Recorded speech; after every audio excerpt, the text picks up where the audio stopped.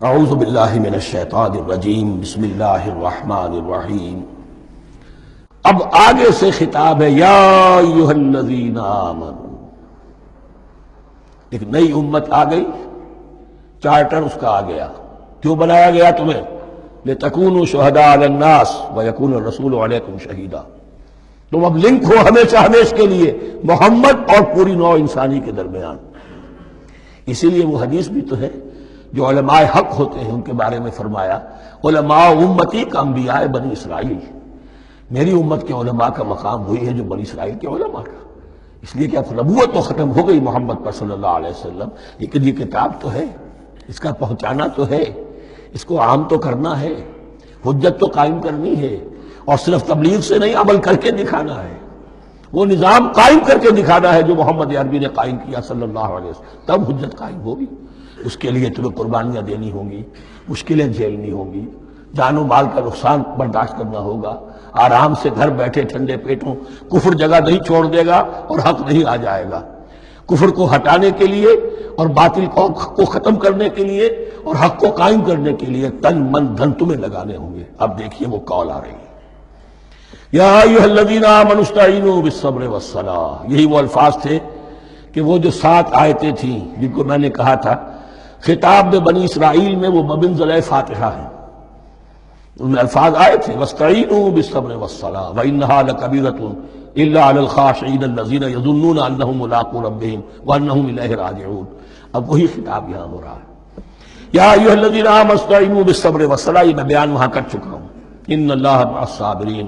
جان لو کہ اللہ صبر کرنے والوں کے ساتھ ہے۔ اس بیعت سے کیا مراد ہے؟ ایک بات تو متفق علیہ ہے، اللہ کی مدد، اللہ کی تائید، اللہ کی نصرت ان کے شامل حال ہے۔ باقی یہ کہ اللہ تعالیٰ جہاں کہیں بھی ہم ہیں ہمارے ساتھ ہے، کس طرح ہے یہ ہم نہیں جانتے، لیکن یہ فرمایا اس نے کہ میں تو تمہاری دوے جان سے بھی زیادہ قریب ہوں۔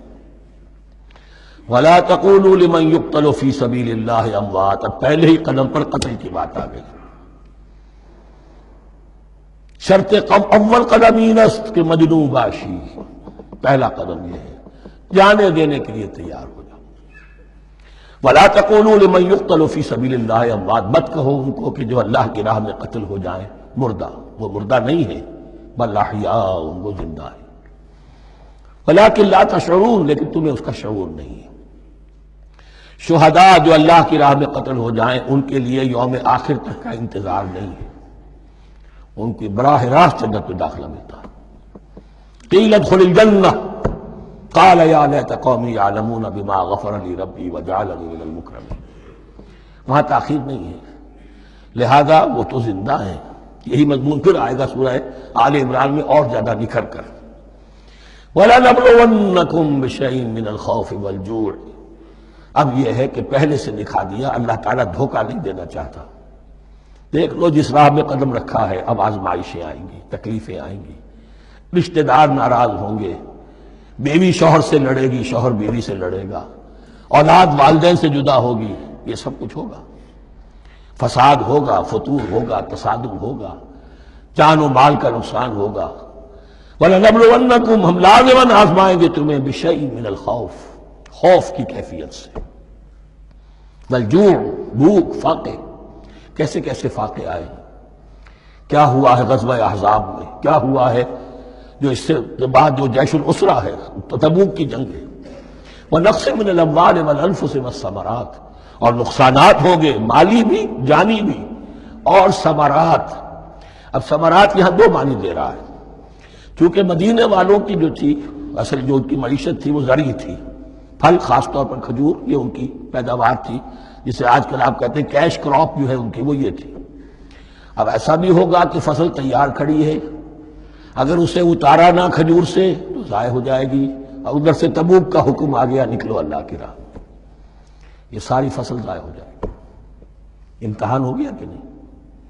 اور اس کے علاوہ ایک اور ہے اس کا مفہوم، انسان کچھ بہت محنت کرتا ہے، جد و جہد کرتا ہے، کیریئر بناتا ہے، اپنا ایک مقام بنا لیتا ہے اس کیریئر میں، اس پروفیشن میں، اس راستے پر آتا ہے تو کچھ اور ہی شکل اختیار کرنی پڑتی ہے۔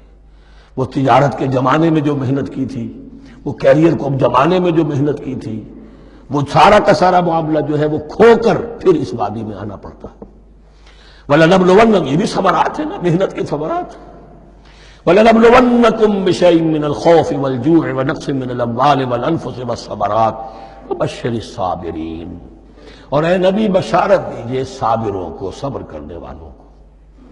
یہ کون ہے؟ الذین اذا اصابتہم مصیبۃ، وہ لوگ کہ جن کو جب بھی کوئی مصیبت آئے قالوا انا للہ وانا الیہ راجعون، وہ کہتے ہیں ہم اللہ ہی کے تو ہیں، اللہ ہی کی طرف ہمیں لوٹ جانا ہے.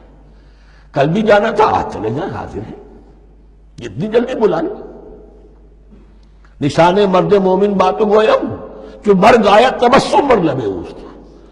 مرد مومن کی تو نشانی یہی ہے کہ جب موت آئے تو مسرت کے ساتھ اس کے چہرے پر، اس کے ہونٹوں پر مسکراہٹ ہو. یہی بات میں نے کہا تھا، لٹمس ٹیسٹ یہ ہے کہ بندہ مومن اس دنیا میں زیادہ رہنے کی خواہش نہیں کر سکتا. لائف از اے لائبلٹی، جو لمحہ آ رہا ہے اس کا حساب دینا ہوگا. تو جتنی عمر بڑھ رہی ہے حساب بڑھ رہا ہے. It's not an asset, it's a liability. اور الدنیا سجن المومن و جنت الکافر، یہ تو مومن کے لیے ایک قید خانہ ہے، ہاں کافروں کی جنت ہے.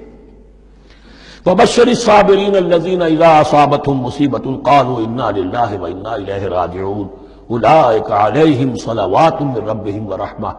یہ ہیں وہ لوگ کہ جن پر ہر وقت اللہ کی عنایتوں کا نزول ہوتا رہتا ہے اور رحمت کی بارش ہوتی رہتی ہے. وَأُولَٰئِكَ هُمُ الْمُهْتَدُونَ، اور یہی لوگ ہیں ہدایت یافتہ جنہوں نے واقعتاً ہدایت کو اختیار کیا ہے. اور جو ایسے مرحلے پر ٹھٹک کر کھڑے رہ جائیں، پیچھے رہ جائیں، پیچھے بیٹھ جائیں، پیٹھ موڑ لیں، وہ گویا کہ ختم ہوا ان کا معاملہ.